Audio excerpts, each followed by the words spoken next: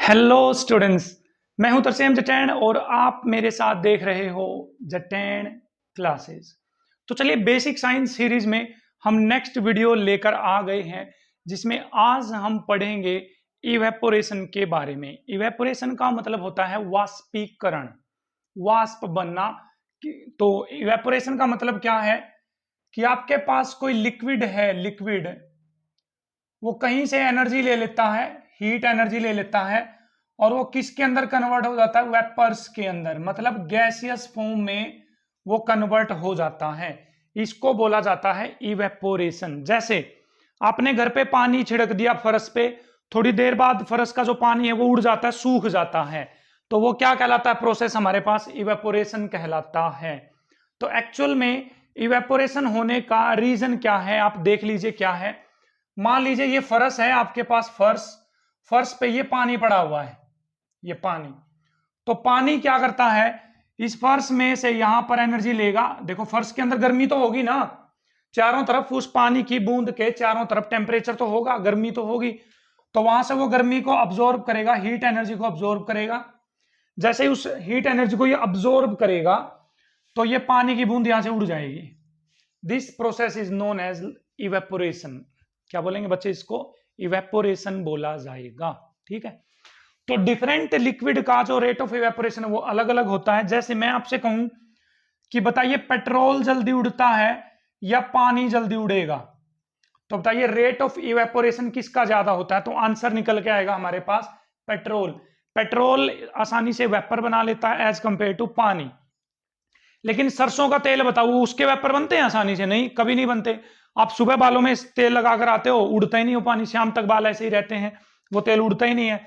तो इसका मतलब इवेपोरेशन का मतलब है लिक्विड का एनर्जी लेकर, हीट लेकर, गर्मी लेकर, टेम्परेचर लेकर, उष्मा लेकर उड़ जाना और वेपर या गैस में कन्वर्ट हो जाना क्या कहलाता है? इवेपोरेशन कहलाता है। तो सेकंड थिंग हमारे पास इवेपोरेशन के कारण कूलिंग होती है। Evaporation cause cooling. जहां पर भी इवेपोरेशन होगी, जहां पर भी पानी उड़ेगा, वहां पर पक्का ठंड महसूस होगी आपको। बोलो, आप खेलने गए, बहुत ज्यादा पसीना आ गया, लेकिन जब पसीना सूख जाता है ना, तो आपको ठंड महसूस होती है? नहीं होती? रिलैक्स महसूस होता है। हाँ, मजा आ गया भाई, रिलैक्सेशन महसूस होता है। आप हथेली पर पेट्रोल छिड़क दो, पेट्रोल जब उड़ जाएगा तो हथेली ठंडी हो जाएगी आपकी। ऐसा क्यों है? क्योंकि इवेपोरेशन के कारण कूलिंग होती है, इवेपोरेशन के कारण ठंड होती है। दुकान के बाहर, घर के बाहर, आंगन में लोग पानी छिड़कते हैं, क्यों? क्योंकि जब पानी उड़ जाता है तो उसके कारण इवेपोरेशन होती है, और इवेपोरेशन से क्या हो जाती? कूलिंग, ठंड होती है। कुत्ते अपनी जीभ बाहर निकाल लेते हैं गर्मियों में, ऐसे हा हा हा करने लग जाते हैं। ऐसा क्यों है? क्योंकि जब वो जीभ बाहर निकालते हैं तो जीभ के अंदर जो पानी होता है वो उड़ जाता है, माउथ में से पानी उड़ता रहता है और उनको ठंड महसूस होती है, क्योंकि इवेपोरेशन के कारण क्या होती है? कूलिंग होती है। हम गर्मियों में कूलर का यूज करते हैं, क्यों? क्योंकि कूलर के अंदर जो पानी पड़ा होता है वो इवेपोरेट होता रहता है और जिससे कूलिंग महसूस होती है। तो इवेपोरेशन के कारण कूलिंग होती है। घड़े में रखा हुआ पानी, मटके में रखा हुआ पानी ठंडा क्यों रहता है? क्योंकि मटके में से भी इवेपोरेशन होती रहती है, उसके छोटे छोटे छिद्र में से पानी रिसता रहता है और बाहर उड़ता रहता है, और इवेपोरेशन के कारण क्या होती है? कूलिंग होती है। तो क्लियर है आपको इवेपोरेशन क्या होता है, इवेपोरेशन के कारण कूलिंग क्यों होती है? आप पढ़ लेते हैं ऐसे कौन से फैक्टर्स हैं जो इवेपोरेशन को अफेक्ट करेंगे। उनमें सबसे पहला फैक्टर है हमारे पास सरफेस एरिया। Surface area. तो बताइए बच्चे, सरफेस एरिया के कारण रेट ऑफ इवेपोरेशन चेंज होता नहीं होता? बिल्कुल। थाली में आपने चाय डाल रखी, थाली में, उसमें चाय जल्दी ठंडी होती है या कप में चाय जल्दी ठंडी होती है? बताओ। थाली में जल्दी ठंडी होगी ना, क्यों? क्योंकि थाली का जो सरफेस एरिया है ना, देखो ये सरफेस एरिया, ये क्या होता है? ज्यादा होता है, इसलिए चाय ठंडी होती है। तो इसका मतलब सरफेस एरिया बढ़ने से रेट ऑफ इवेपोरेशन बढ़ जाता है।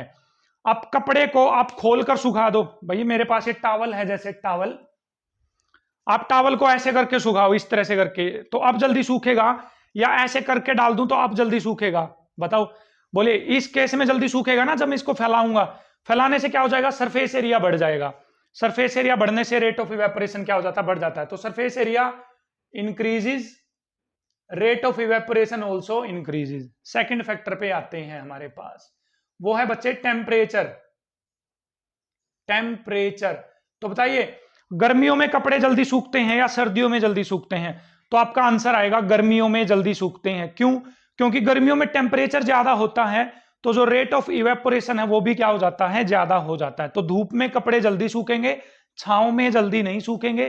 तो इसका मतलब यदि कहीं पर टेम्परेचर ज्यादा है, temperature increases, it means rate of evaporation also increases, वहां पर इवेपोरेशन की जो स्पीड है वो भी बढ़ जाएगी।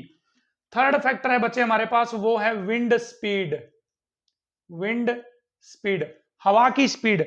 बताइए कहीं पर हवा चल रही है वहां पर जल्दी कपड़े सूखते हैं या जहां हवा नहीं चल रही वहां जल्दी कपड़े सूखते हैं? तो आपका आंसर आएगा कि सर जहां हवा चल रही है वहां कपड़े जल्दी सूखते हैं।